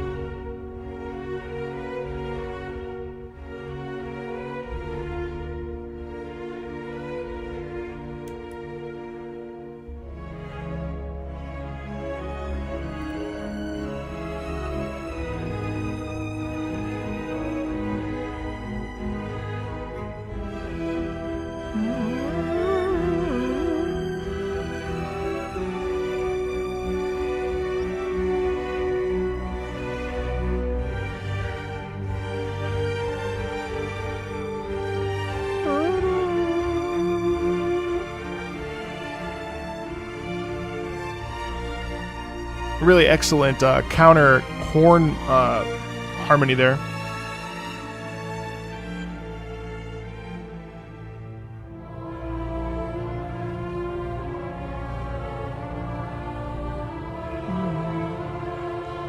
You hear how crunchy and dangerous and broken.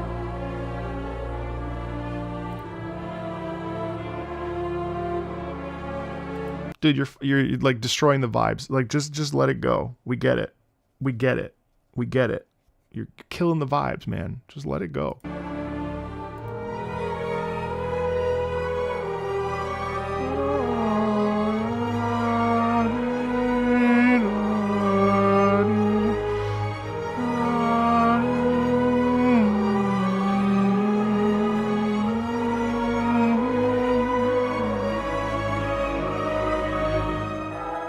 Love that though. That's gorgeous. Because it's like through this brutality, through this danger, through this stress, through this, you know, this ruinous vibe, we emerge the other side and there's heavenly, you know.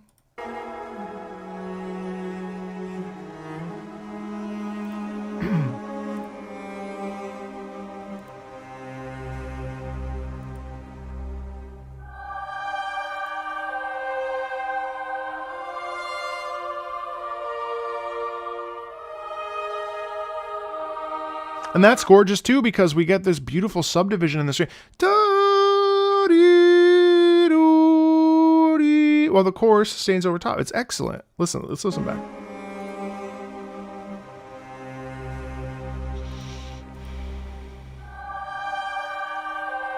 You hear how the strings are.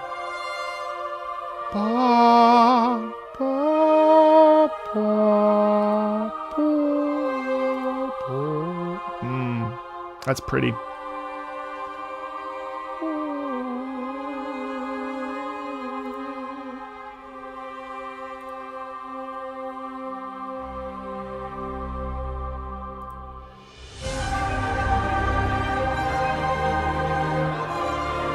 Wow.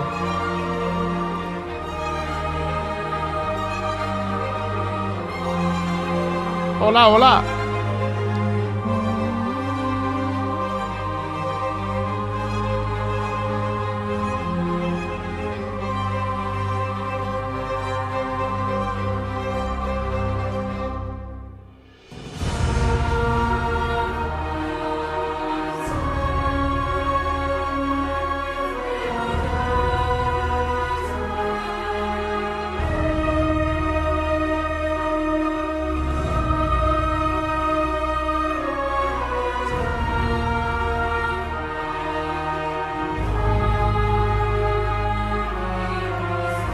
Lots of unison movement there. That's terrific.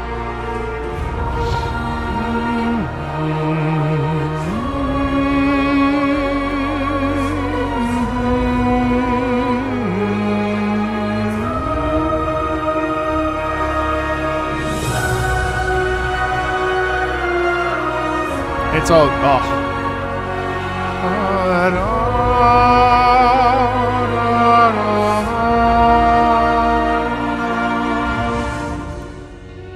like, dudes, like, I get that the dislike for Command and Conquer 4 is like very, very, very present, but this is like some juicy good shit. Like, I would play this for a non-gamer any day of the week. Like, this shit is fucking gorgeous. Like from purely like the sound. The sound is rich. The texture is gorgeous. The doubling with the boy choir and the cellos is magnificent. It's a gorgeous piece of music. It may be the very best of the entire soundtrack, potentially, depending on your taste and whatever. But like, no one, I'm sorry, not a person could deny how quality that is and how well written it is. It's just magnificent. From a classical perspective, that is a like sublimely good piece of music, and I'm not going to sit here and deny it because of whatever. Well, I don't have any relation to. I don't care about whatever.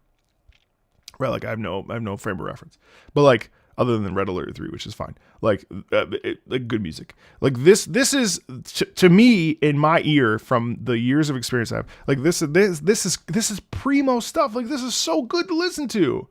But this actually highlights my previous complaints, because in this piece you have melody, you have a melodic pattern, you have excellent use of vocals. It's great. It's great. I'll get off my soapbox.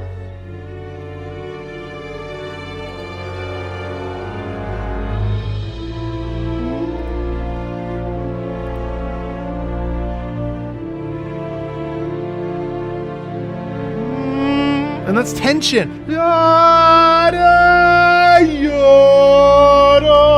what I mean? Like that's fucked. That's brutality. That's vengeance. It's anger.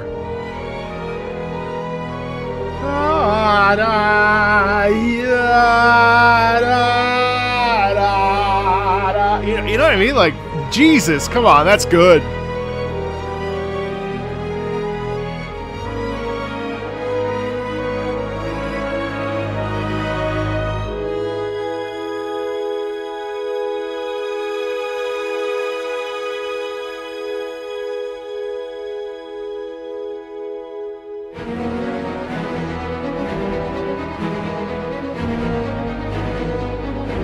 And then you double down. Pick up in the tempo.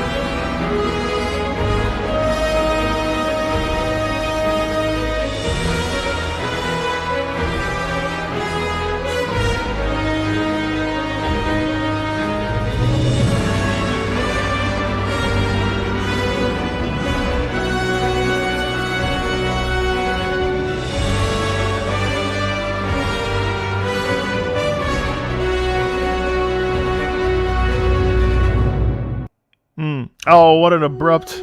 Oh, because part 2.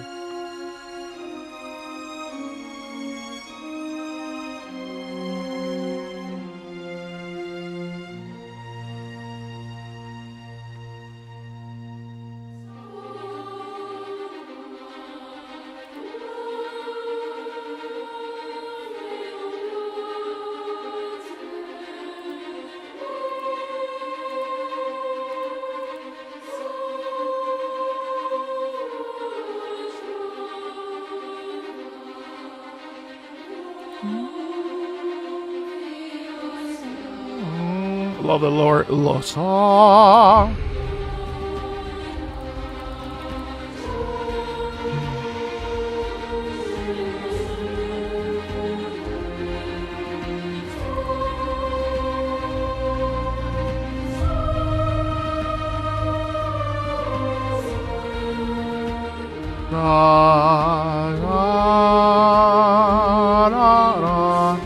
Yeah, I mean, that's a great melody, dude. That's a great melody. Love this. It's excellent. It's Beethoven.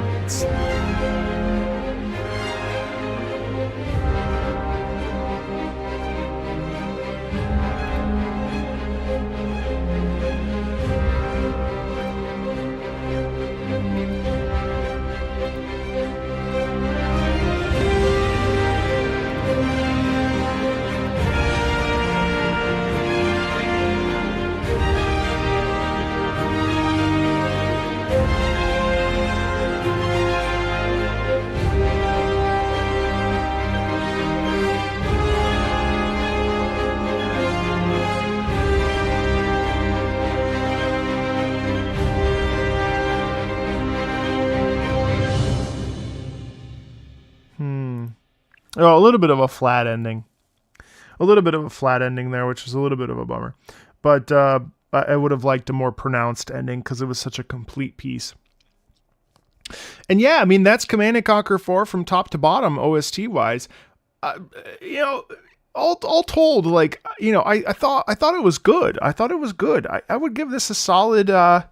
if I was gonna rank it out of like a pass fail, like sort of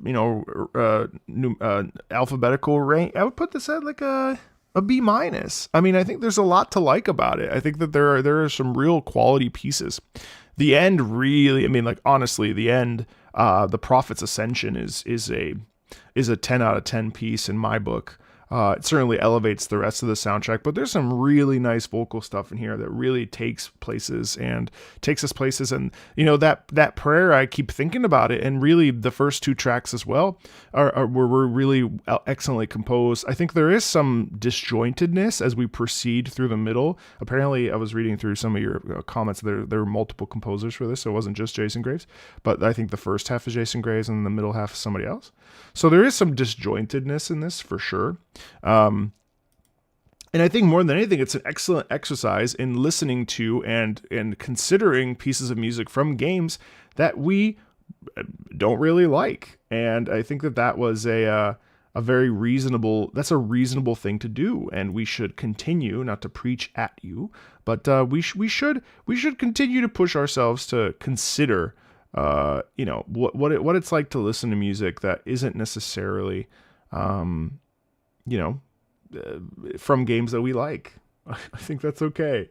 I think it's okay. I think it's good to stretch that way too, So all told, yeah, I enjoyed that. I enjoyed that. I definitely get disliking things, but also I don't know. I thought it was nice. Of course, thank you to Alexander for requesting this and for sponsoring this stream. Very much appreciated. Yeah, I guess it's 12:25, so I think we'll pivot over to Ace Combat 6, and I'll take a quick bathroom break. I will let you guys on YouTube go. Twitch will stay. We will pivot over to Ace Combat. I'll go to the restroom, and we'll finish up Ace Combat 6 today. So thank you guys for vibing with me over on YouTube. Twitch, you're welcome to stay. We will see y'all later. All right, you guys, be well. Bye. Thank you again, Alexander. Appreciate it.